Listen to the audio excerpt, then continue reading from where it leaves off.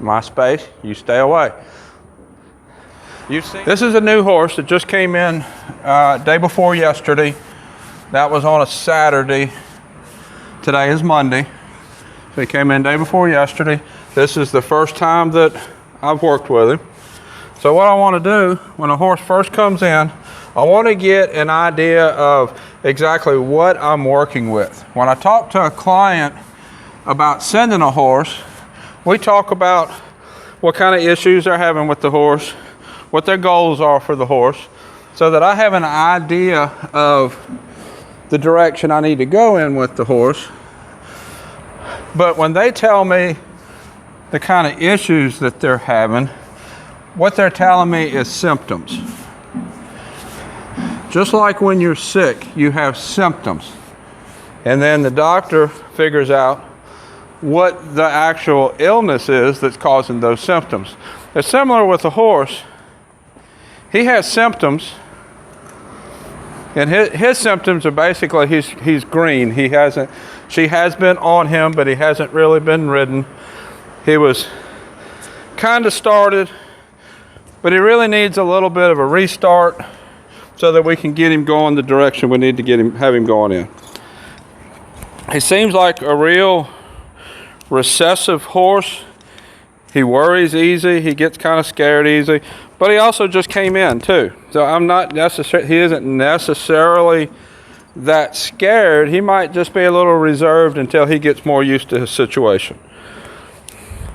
So I'm going to start with him this morning. I always put the bridle on first when we start a workout program, like getting their workout clothes on, getting their tools, put the bridle on. He actually took the bridle really nice. And as I work through these things getting him started, I'm going to see where the holes are in his training. I'm going to see probably the same symptoms that she talked about, but I'm going to take those symptoms as a whole, look at them as a whole, and figure out where the actual deficit is that we need to work on. Generally, most of the time, going back to the beginning and kind of restarting helps with those deficits, helps with the issues, and that's what I'm going to start with him. Kind of give me an idea of how he is as far as respecting my space, how he is as far as respecting my commands, and then we'll build from that. Everything that we're going to do with this horse, he has to respect my commands, he has to respect my space, he has to want to do what's being asked of him, and he has to understand what's being asked of him.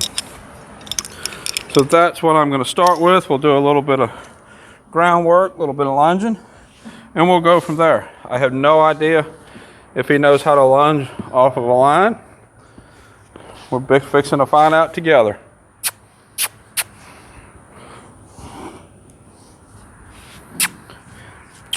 Checking out the space. Don't really mind him checking out the space. This is fairly new to him. Like I just said, he just came in day before yesterday. I want him to be aware of his space, aware of his surroundings, but I also want him aware of what I'm asking him to do.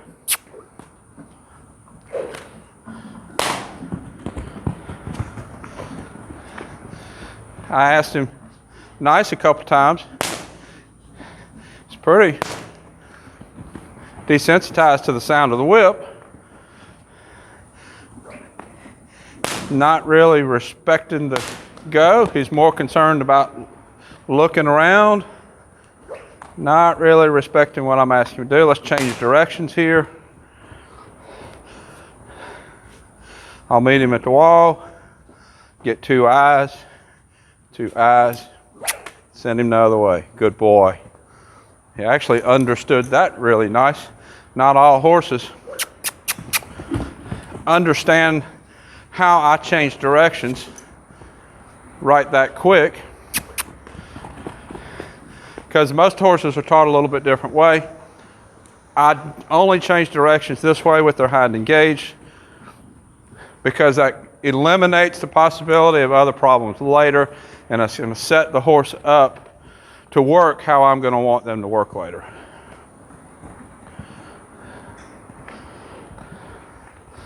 Change directions again. I want him looking around. I want him aware of a situation. I want him aware of his surroundings. But I also want him doing what I ask him to do. I'm starting off right away with the ask, tell, and demand.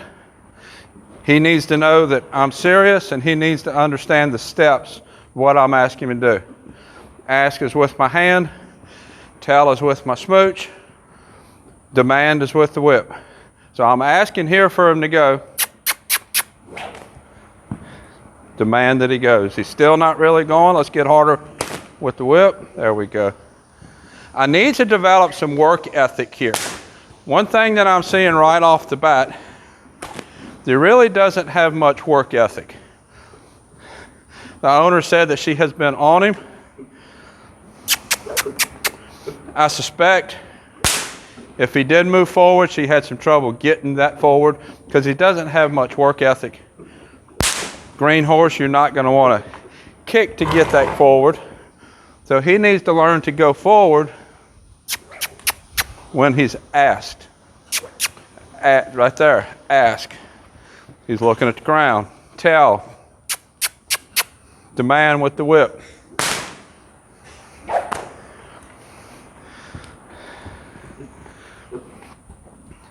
I don't want to make contact with him with the whip if I don't have to. But if that's what it takes to get the thing that I'm asking for, I will have to, because I can't just sit here and let him just continually tell me no, that he's not going to, and not let him do what I'm asking him to do. We have to develop work ethic. That's the first thing that I'm seeing in him that he needs, and is probably a cause of some of the symptoms.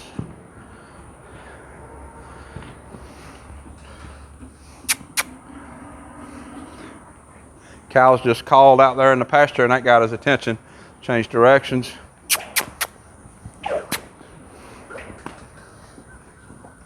Keep going. Keep going.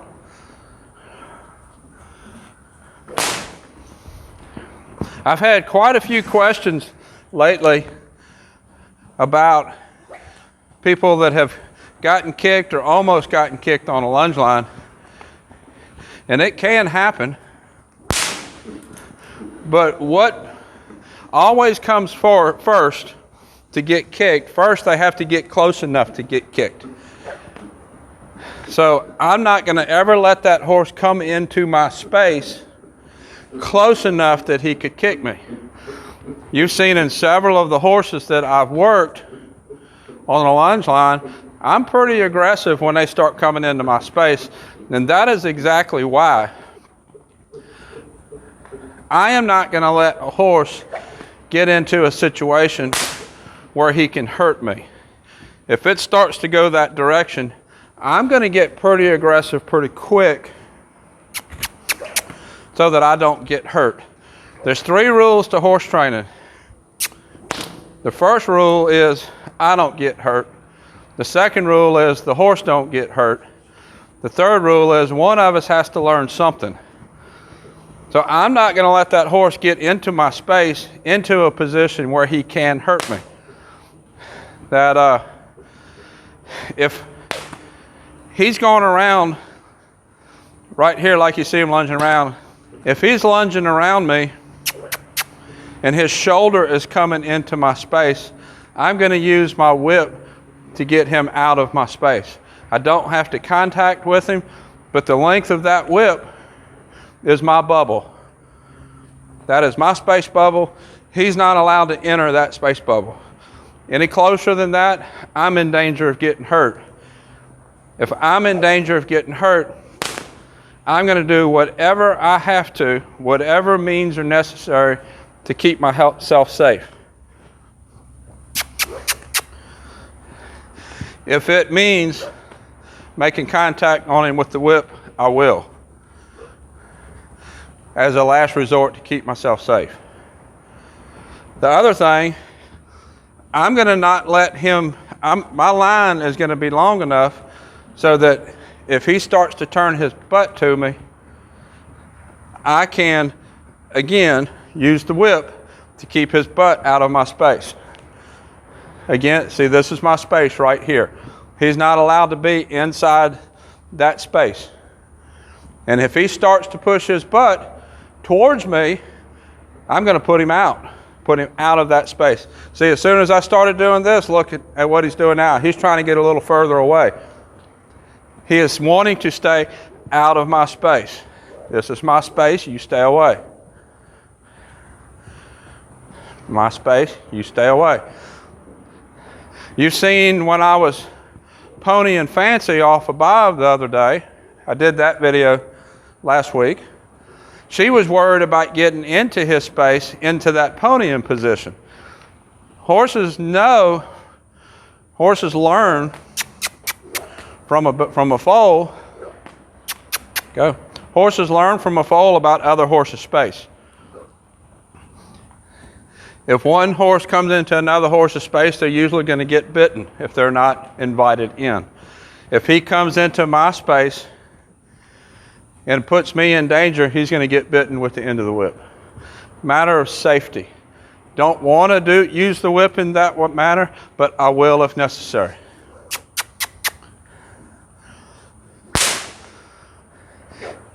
If you maintain a work ethic, maintain forward, maintain your horse doing what you ask him to do, it rarely becomes an issue. It only starts to become an issue when you have a young horse like him that really doesn't know how to lunge. He's not really trying to hurt me, he just doesn't know how to lunge. Or if you have a horse that's disrespectful, has learned to be disrespectful about your space. They've learned that they don't respect you as higher in the pecking order. Right there, you kind of came a little bit close. Bring my whip in front of me. Not to come that close. He's a little worried about the wall, a little bit worried about that water puddle. He needs to be less worried about that and more worried about my space. There we go. So he's much better about lunging. I'd rather that inside ear on me more. Needs a little bit of work with that, but he is bringing it on to me some. His turns do not have as much effort as I would like. They need to be better quality. That needs to be better. That's something we'll have to work on. But in general, he's accepted me as his leader, and he's generally doing what I'm asking him to do. Not quite the level of quality I would like, but he is generally doing what I'm asking him to do. So what I'm going to do now, invite him to come in, invite him to stop. I just swapped hands. Basically, I'm asking to go the other direction, but I'm not sending him the other direction. He stopped. I quit asking. I quit sending. Offering him to stop. Good boy. I would rather the horse not come all the way into my space. He's a little bit close. I'm going to back him up. I want that last horse length. I'm going to walk. We're going to have to go back to work. See how I lost his attention? We're going to go back to work. That last horse length of us actually joining up, of him coming close enough where I can touch him, I'm going to make those steps into his space. I will always be the one making the steps into his space. I don't ever want him to be the one making those steps into my space. It's always my decision if he can come that close. You can use the train of thought that you're allowing him to come into your space. I don't totally disagree with that. However, you have to be really structured with that and recognize Did you really offer him to come into your space? I see a lot of people starting with that and then not maintaining it. Good boy.